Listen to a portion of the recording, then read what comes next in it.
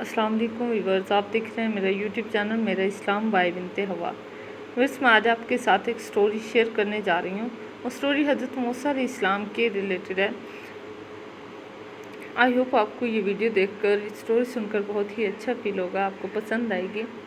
Viewer, जो मैं story आज आपके साथ शेयर करने जा रही हूँ ये हज़रत मूसा अलैहिस्सलाम की पैदाइश की स्टोरी है। कहते हैं कि एक रात बादशाह फ़िरौन ने अपने ख्वाब में देखा। अब आपको शायद आइडिया हो या ना हो फ़िरौन कौन था। तो फ़िरौन एक बहुत ही बड़ा जालिम इंसान था और वो खुदाई का दावा करता था, ठीक है। और उसने बनी इसराइल को अपना ग़ुलाम बना रखा था। यानी वो कहता था कि मैं ही खुदा हूँ, सब कुछ मेरा है और पूरी दुनिया के ऊपर मेरा ही राज है, मैं जो चाहूँ करूँ, कोई मुझे रोकने वाला नहीं है। तो कहते हैं कि एक रात बादशाह फ़िरौन ने ख्वाब में देखा कि शाम की तरफ से एक आग आई है और इस आग ने तमाम तिब्बतियों के घरों को जला डाला है, जबकि बनी इसराइल इस चीज़ से महफूज रहे हैं। दहशत आलम में दीदार होने के बाद फ़िरौन ने अपने तमाम जो उसके काहिन थे, नजूमी थे, सबको अपना ख्वाब सुनाया। जब फ़िरौन ने अपना ख्वाब काहिनों और नजूमियों को बताया तो उसने इसकी ताबीर पता है क्या बताई। वो कहने लगे कि बनी इसराइल में एक बच्चा पैदा होगा और इसके हाथों अहले मिस्र की हलाकत होगी। और बनी इसराइल के यहाँ भी इससे ये पहले भी ये बात मशहूर हो चुकी थी, यानी ऐसा होगा, बनी इसराइल में से एक बच्चा पैदा होगा और उसके वजह से बनी इसराइल भी महफूज रहेंगे, लेकिन जो कह रहे कि फ़िरौन के पैरोकार हैं उनको बहुत ज़्यादा नुकसान होगा और वो हलाक हो जाएंगे, तबाह बर्बाद हो जाएंगे। तो कह रहे कि इस ख्वाब के बाद वो मज़ीद फ़िक्रमंद हो गए और उसने हुक्म जारी कर दिया कि बनी इसराइल में पैदा होने वाले तमाम लड़के कत्ल कर दिए जाएँ। इसके मुताबिक फ़िरौन के हवारी और इसके सिपाहियों ने हर मुमकिन कदम उठाया ताकि कोई भी नौमौलूद लड़का ज़िंदा नहीं बच सके। लेकिन अल्लाह ताला के कहते हैं ना कि फ़ैसले अटल होते हैं, जिसे अल्लाह रखे उसे कौन चखे। देखते ही देखते बनी इसराइल के हज़ारों नौमौलूद बच्चे ज़िबा कर दिए गए थे। फिर एक वक़्त आया कि जब कितने सरदारों ने फ़िरौन से कहा कि अगर बनी इसराइल के लड़कों को इसी तरह कत्ल किया जाता रहा तो हमें आइंदा कोई खिदमतगार मिलना मुश्किल हो जाएगा और फिर ये हमारी कमतर, घटिया और गलीज़ काम कौन करेगा। तो इस पर फ़िरौन ने हुक्म जारी कर दिया कि एक साल छोड़ कर दूसरे साल बच्चे कत्ल किए जाएं। तो इन्हीं दिनों हज़रत मूसा अलैहिस्सलाम की वालदा अपने हमल के इब्तदाई दिनों में थी, तो अल्लाह ताला ने इनकी हिफाजत का ज़िम्मा अपने सर पर लिया कि इनकी वालदा पर मामूल के मुताबिक हमल के आसार ज़ाहिर नहीं हुए, जिससे आप फ़िरौन की छोड़ी हुई देवा की निगाह में नहीं आई। तो उन्होंने इस बात को छुपाए रखा यहाँ तक कि हज़रत मूसा अलैहिस्सलाम की पैदाइश का वक़्त आन पहुँचा। उन्होंने इस बच्चे को जन्म दिया और इस बारे में सवाए करीबी लोगों के कोई भी नहीं जानता था। तो रूमियों ने भी फ़िरौन को इतला दी कि बच्चा पैदा हो चुका है, तो इसने फ़िरौन को बदहवास कर दी, यानी वो बहुत ज़्यादा टेंशन में आ गया इस बात को लेकर। तो उसके सिपाहियों ने घर घर तलाशी शुरू कर दी कि बच्चा ढूंढना शुरू कर दिया कि वो बच्चा कहाँ है जो पैदा हुआ है, किस घर में पैदा हुआ है। बस ये पता था पैदा हुआ, ये नहीं पता था किसके घर में पैदा हुआ और किस तरह का बच्चा है। तो 3 महीने तक इस तरह ढूंढते रहे और हज़रत मूसा अलैहिस्सलाम की वालदा और वालिद बहुत परेशान होने लगे कि अब हम इस बच्चे को किस तरह से छुपाएंगे। तो उन्होंने ज़्यादा अर्सा तो ज़ाहिर नहीं छुपा कर रख सकते थे, तो फिर भी वो अपनी पूरी कोशिश करते रहे, यहाँ तक कि उनके पास अल्लाह ताला का हुक्म आ गया। ये हुक्म अल्लाह ताला ने उनके दिल में डाला था।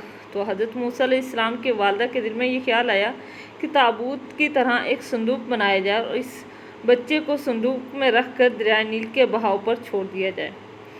तो क्या किया, हज़रत मूसा अलैहिस्सलाम ने अल्लाह के हुक्म के मुताबिक बच्चे को संदूक में रखा और दरिया में छोड़ दिया। साथ ही मूसा अलैहिस्सलाम की बहन से कहा कि तुम इस बच्चे के पीछे पीछे चलती जाओ। लिहाजा वो दरिया नील के मौजूद जगह में चले और उनकी बहन किनारे किनारे चलती गई, अपने भाई की निगरानी करती जा रही थी कि दरिया में डालने के बाद वो कहाँ जाते हैं। संदूक बहता हुआ महल के तालाब में पहुँच गया। वहाँ फ़िरौन की बीवी मलका और खादमाएँ लुत्फ़अंदोज़ हो रही थी और संदूक पर मलका की नज़र जैसे ही पड़ी तो मलका ने कनीज़ों को हुक्म दिया कि संदूक को तालाब से बाहर निकाल लाओ। अब जब संदूक खोला गया तो उसमें एक हसीन और तंदुरुस्त बच्चा आराम से लेटा हुआ था और अपना अंगूठा चूस रहा था। मलका बहुत खुश हुई और उसकी आंखों में ममता आई, तो इसने मोहब्बत से बच्चे को गोद में ले लिया। मलका ने सोचा कि इस बच्चे को बेटा बनाकर पाल लेना चाहिए। किसी ने खदशा जाहिर किया कि ये बादशाह को सल्तनत को ख़त्म करने का सबब भी तो बन सकता है। لیکن فرعون کے دل میں بھی یہ خیال ہے کہ کہیں یہ بچہ بنی اسرائیل کا وہ لڑکا نہ ہو جس کے بارے میں نجومیوں نے پیش گوئی کی تھی۔ لیکن فرعون کی بیوی نے کہا کہ یہ بھی تو ہو سکتا ہے کہ یہ بچہ ہماری آنکھوں کی ٹھنڈک بنے یا ہم اس کو اپنا بیٹا بنا لیں۔ تو اس پر فرعون نے کہا کہ یہ صرف تیری آنکھوں کی ٹھنڈک ہے، میری نہیں۔ میں نہیں چاہتا کہ بنی اسرائیل کا کوئی بچہ میری نگرانی میں پلے، لہذا یہ صرف تیری آنکھوں کی ٹھنڈک ہے۔ حضرت ابن عباس رضی اللہ تعالیٰ عنہ فرماتے کہ اگر یہ بات کہہ دیتا ہوں کہ میری بھی آنکھوں کی ٹھنڈک ہے تو اللہ تعالیٰ اسے ہدایت دے دیتا، لیکن ایسا نہیں ہوا۔ اس نے کہا کہ صرف یہ تمہاری آنکھوں کی ٹھنڈک ہے، میری نہیں ہے، تو اس لیے وہ ہدایت کے راستے پر نہیں آ سکا۔ لیکن اس نے یہ بات کہا کہ یہ صرف تیری آنکھوں کی ٹھنڈک ہے۔ ملکہ نے اس بچے کا نام موسیٰ رکھا، جس کے معنی ہے وہ شخص جو پانی سے نکالا گیا ہو۔ بچے کو جب پانی سے نکالا گیا تو وہ دودھ کے لیے رونے لگا، اور بچے کے پاس دودھ پلانے والی دائیاں جب لائی گئی، لیکن بچے نے کسی بھی عورت کا دودھ نہیں پیا۔ تو اس طرح سے چلتا گیا، وقت گزرتا رہا، کافی عورتیں آئی دودھ پلانے کے لیے، لیکن ایسا نہیں ہوا کہ حضرت موسیٰ علیہ السلام نے کسی بھی عورت کا دودھ نہیں پیا۔